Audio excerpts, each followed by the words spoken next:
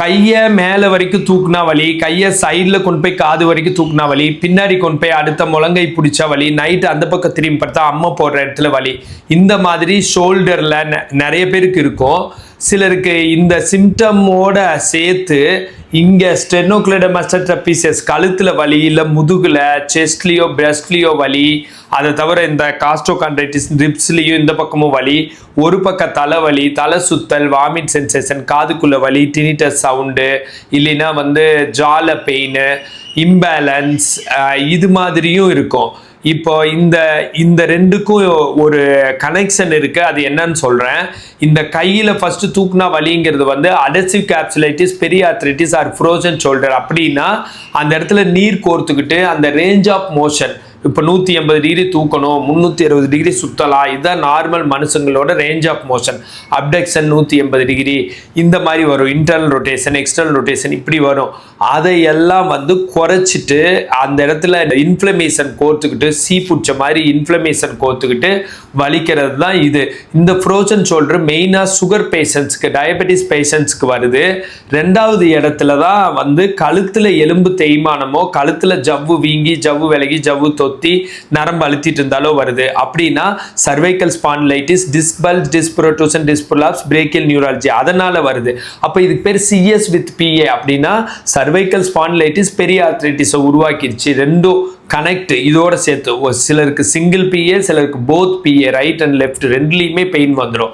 So இந்த பெயினை வர வைக்கிறதுல மொதல் இடத்துல சுகரும், ரெண்டாவது இடத்துல கழுத்தெலும்பு தேய்மானம் இல்லை கழுத்தில் ஆகிற ஸ்ட்ரெயின் இல்லை நரம்பு அழுத்தி, பிரேக்கியல் நியூராலஜியா இதனால் வருது.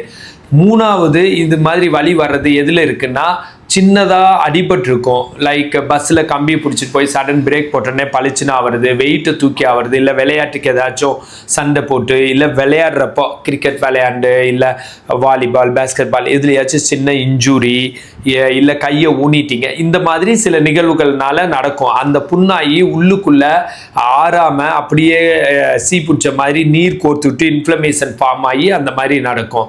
ஸோ இதெல்லாம் எக்ஸசைஸில் க்யூர் ஆகிற நோய். ஈவன் சர்வைக்கல் ஸ்பாண்டிலைட்டிஸும் சரி, இதுவும் பெர்மனண்ட்டாக எக்ஸசைஸில் க்யூர் ஆகும். இதை கவலைப்படாதீங்க. இது மாதிரி இருந்தால் உலகத்தில் எங்கே இருந்தாலும் நீங்கள் எனக்கு கால் பண்ணி கேட்டுக்கலாம். இது என்கிட்ட எல்லாம் ஈஸியாக நீங்கள் வீட்டில் இருந்தபடி நான் ஆன்லைன்லேயே எக்ஸசைஸ் சொல்லி கொடுத்து க்யூர் பண்ண முடியும். இப்போ நான் ஒரு 3-4 எக்ஸசைஸ் உதாரணத்தை சொல்லி கொடுக்குறேன்.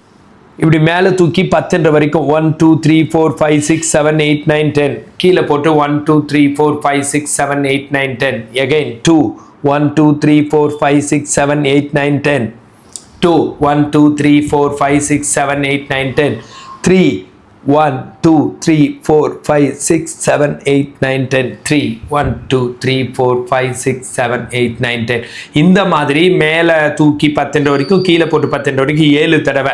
சரிங்களா? 7 தடவை ஒரு செட்டு. அது மாதிரி 3 செட்டு 21 தடவை கூட செய்யலாம்.